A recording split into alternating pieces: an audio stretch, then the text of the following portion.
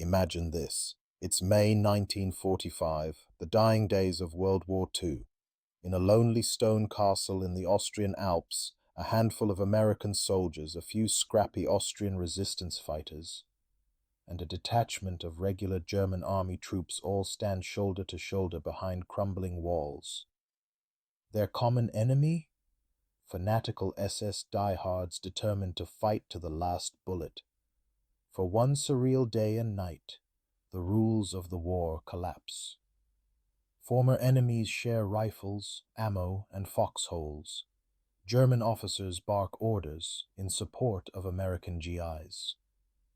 French politicians who once ruled a great empire cower behind parapets, while shells crash into medieval stone. This was the Battle of Castle Itter, often called the strangest battle of World War II. A tiny clash, almost forgotten in the shadow of Berlin's fall, yet packed with enough drama, irony, and unlikely heroism to fuel a Hollywood movie. Tonight we're unpacking the full, unbelievable story. To understand how enemies ended up fighting side by side, we have to zoom out to the chaotic final week of the European war. Hitler is dead, Berlin is burning, German forces are surrendering everywhere, yet pockets of fanatical SS units still roam, desperate to salvage some twisted sense of honor. In this confusion sits Castle Itter, a medieval fortress turned secret Nazi prison, holding a bizarre roster of high-profile French VIPs.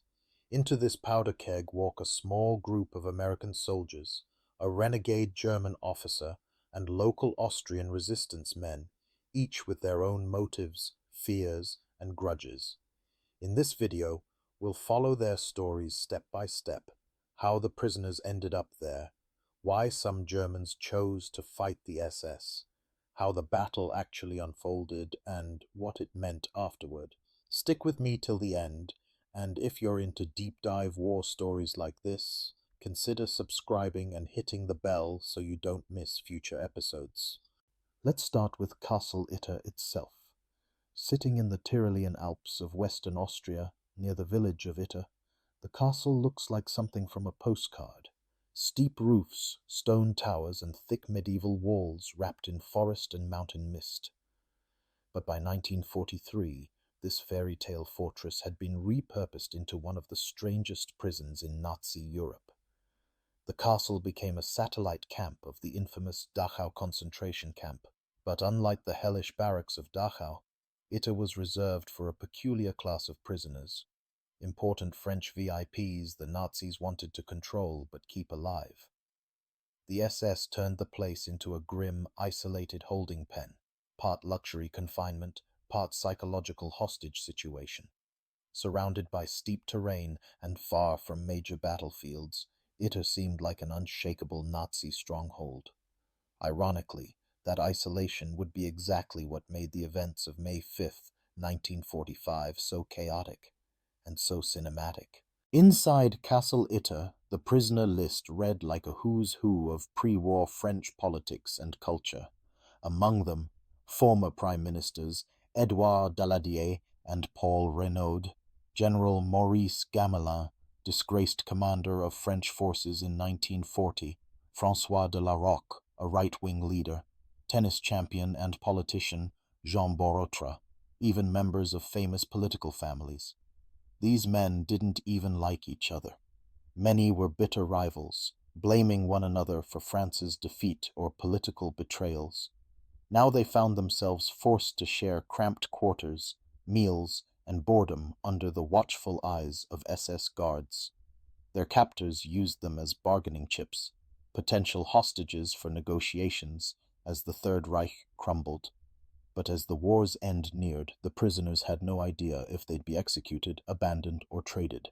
Behind the castle's thick walls, rival French elites argued, schemed, and quietly panicked while artillery thundered ever closer in the distance.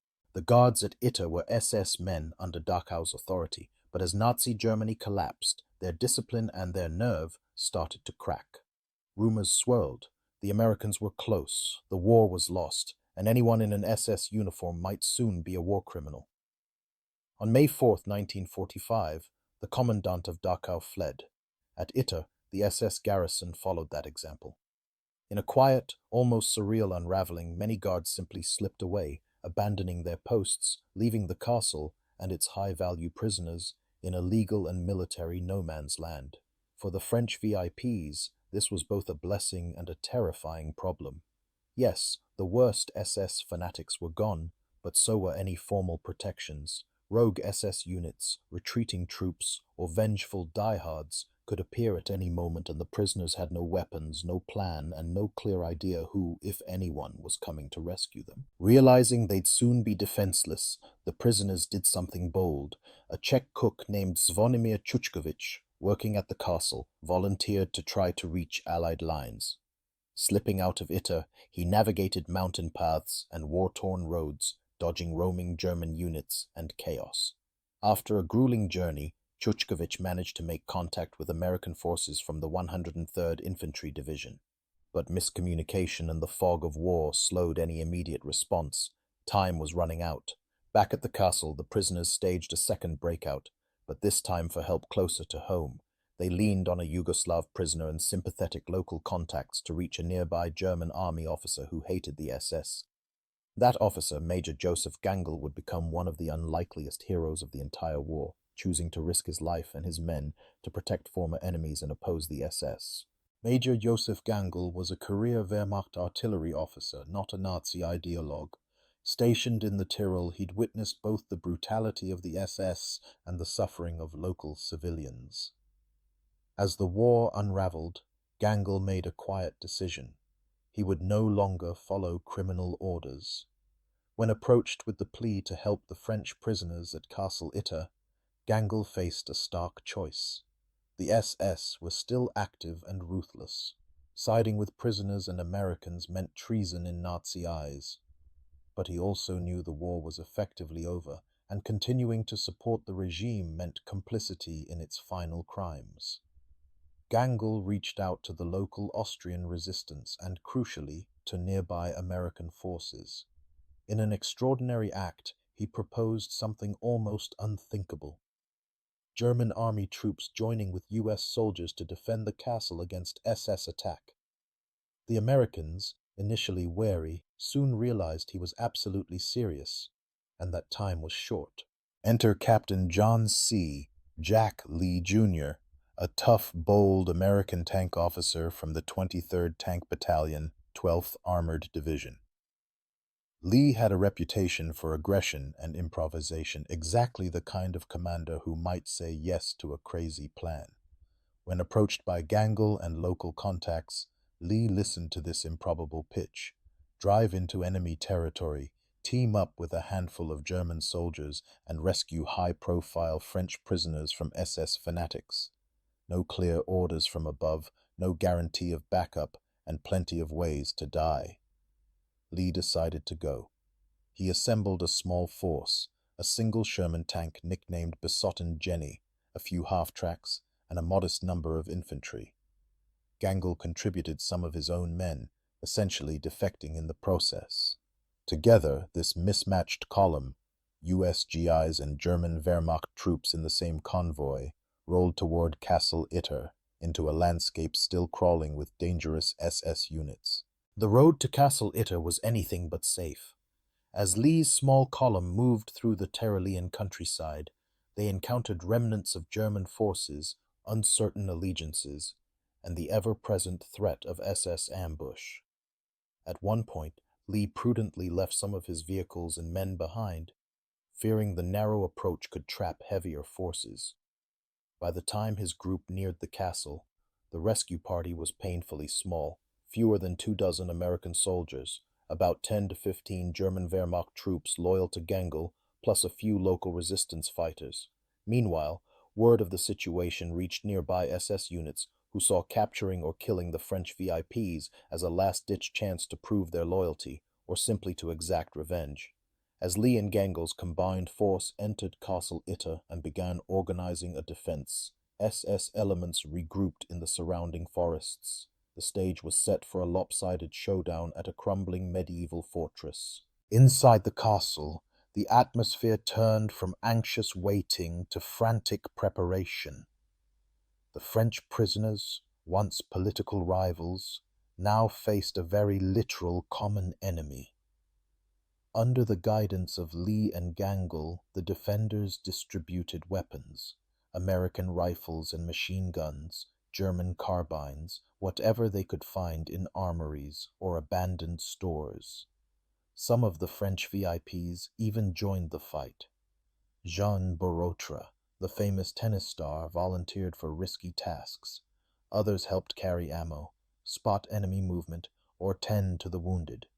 For men used to parliamentary debates and smoky back rooms, this was an entirely different kind of survival.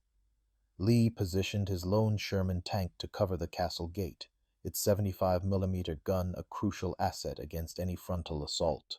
The defenders manned the walls, scanning the tree line. They knew they were badly outnumbered and cut off. If the SS came in force before American reinforcements arrived, if they arrived at all, the castle could easily fall. At dawn on May 5th, 1945, the attack began. SS troops, estimated at 100 to 200 strong, advanced through the woods and fields around Castle Itter. They brought machine guns, mortars, and enough firepower to overwhelm the tiny garrison, if they could close the distance. The defenders answered with everything they had. From the walls and windows, American and German soldiers fired side by side, picking off SS men as they tried to find cover. The Sherman tank blasted away at exposed positions, its cannon echoing off the mountains. Artillery and small arms fire chipped away at the castle's ancient stone. The French prisoners ducked and scrambled between rooms, some helping to feed ammunition belts, others taking potshots themselves. For hours, the battle raged in a surreal fusion of medieval fortress defense and modern warfare. Nazis attacking a castle defended by Americans, Germans, Austrians, and French elites all fighting together. As the fighting intensified, the defenders' situation worsened. The Sherman tank, a key part of their firepower, eventually became disabled. Accounts differ on whether from enemy fire or mechanical failure, but either way it was reduced to a stationary gun platform, then largely knocked out of action. Ammunition began to run low. The SS probed for weak spots, tightening the noose around the castle. Inside, the French prisoners grew more desperate.